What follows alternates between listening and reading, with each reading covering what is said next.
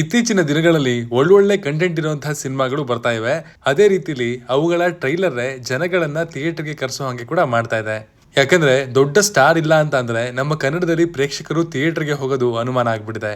But trailer songs ಚೆನ್ನಾಗಿದ್ದಾಗ ಜನಕ್ಕೆ ಒಂದು ಭರವಸೆ ಮೂಡುತ್ತೆ, ಈ ಸಿನಿಮಾನ ನಾನು ಥಿಯೇಟರ್ ಅಲ್ಲೇ ನೋಡ್ಬೇಕು ಅಂತ.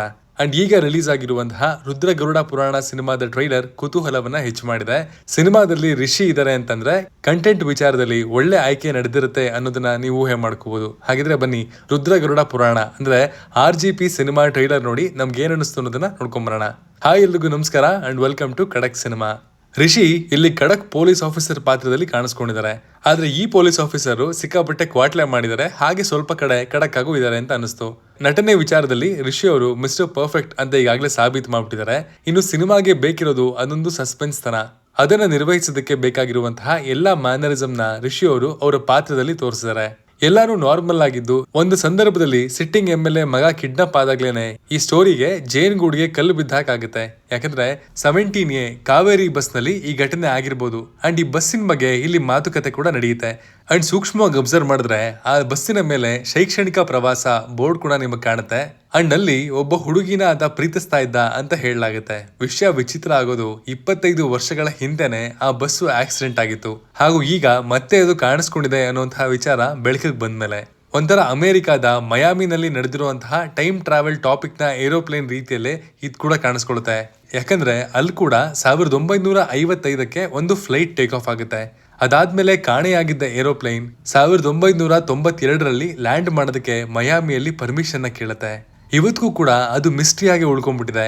ಅದೇ ರೀತಿಲಿ ಇಲ್ಲಿ ಕೂಡ 25 ವರ್ಷಗಳ ಹಿಂದೆ ಕಾಣೆಯಾಗಿದ್ದ ಬಸ್ಸು ಮತ್ತೆ ಕಾಣಿಸ್ಕೊಳ್ಳುತ್ತೆ.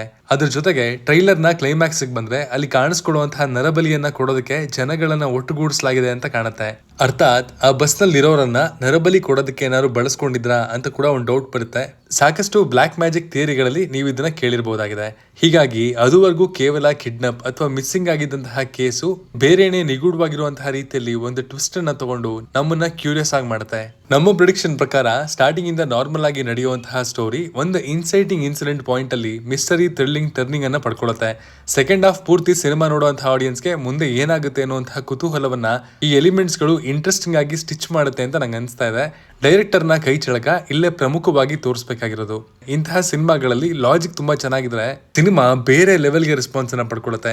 ಬೈ ಚಾನ್ಸ್ ಏನಾದ್ರು ಲಾಜಿಕಲ್ಲಿ ಮಿಸ್ ಆದ್ರೆ ಹಾಗೆ ನೆಲ ಕಚ್ಚುವಂತಹ ಚಾನ್ಸ್ ಕೂಡ ಇರುತ್ತೆ.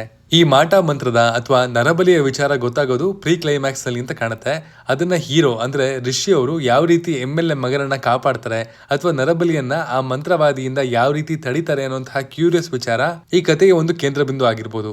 ಕೊನೆವರೆಗೂ ಮಾಟ ಮಾಡಿಸಿದವ್ರು ಯಾರು ಮತ್ತು ಅವರ ಉದ್ದೇಶ ಏನು ಅನ್ನೋದನ್ನ ಟ್ರೈಲರ್ ಅಲ್ಲೆಲ್ಲೂ ಬಿಟ್ಕೊಟ್ಟಿಲ್ಲ. ಅದನ್ನ ಸಿನಿಮಾದಲ್ಲೇ ಸರ್ಪ್ರೈಸಿಂಗ್ ಆಗಿ ನೋಡ್ಬೇಕಾಗತ್ತೆ. ಜನವರಿ 24ಕ್ಕೆ ಥಿಯೇಟರ್ ಒಳಗಡೆ ಹೋದಾಗ ಖಂಡಿತವಾಗ್ಲೂ ಈ ಸಿನಿಮಾ ನಿಮಗೆ ಸಾಕಷ್ಟು ನೈಲ್ ಬೈಟಿಂಗ್ ಹಾಗೂ ಸೀಟ್ ಎಡ್ಜ್ ಥ್ರಿಲ್ಲಿಂಗ್ ಎಕ್ಸ್ಪೀರಿಯನ್ಸ್ ನೀಡೋದ್ರಲ್ಲಿ ಅನುಮಾನ ಇಲ್ಲ ಅನ್ಸುತ್ತೆ. ಥ್ರಿಲ್ಲರ್ ಜೊತೆಗೆ ಹಾರರ್ ಎಕ್ಸ್ಪೀರಿಯನ್ಸ್ ಕೂಡ ಈ ಟ್ರೈಲರ್ ನೀಡ್ತಾ ಇದೆ. ಅದೇನೇ ಇರಲಿ, ಥ್ರಿಲ್ಲರ್ಸ್ ಗಳನ್ನ ಇಷ್ಟಪಡುವಂತಹ ಪ್ರೇಕ್ಷಕರಿಗೆ ಇದೊಂದು ಒಳ್ಳೆ ಪ್ಯಾಕೇಜ್ ಆಗ್ಬಹುದು ಅಂತ ಕಾಣ್ತಾ ಇದೆ. ಟ್ರೈಲರ್ ಅಲ್ಲಿ ಇದ್ದಂತಹ ಸಸ್ಪೆನ್ಸ್ ಮತ್ತು ಕ್ಯೂರಿಯಾಸಿಟಿ ಸಿನಿಮಾದಲ್ಲೂ ಇರ್ಲಿ ಅಂತ ಆಶಿಸ್ತಾ ಈ ವಿಡಿಯೋನ ಮುಗಿಸ್ತಾ ಇದೀನಿ. ಟ್ರೈಲರ್ ನೋಡಿ ನಿಮ್ಗೆ ಏನ್ ಅನಿಸ್ತು ಅದನ್ನ ಕಮೆಂಟ್ ಮಾಡಿ ತಿಳಿಸಿ. Signing off, Manu.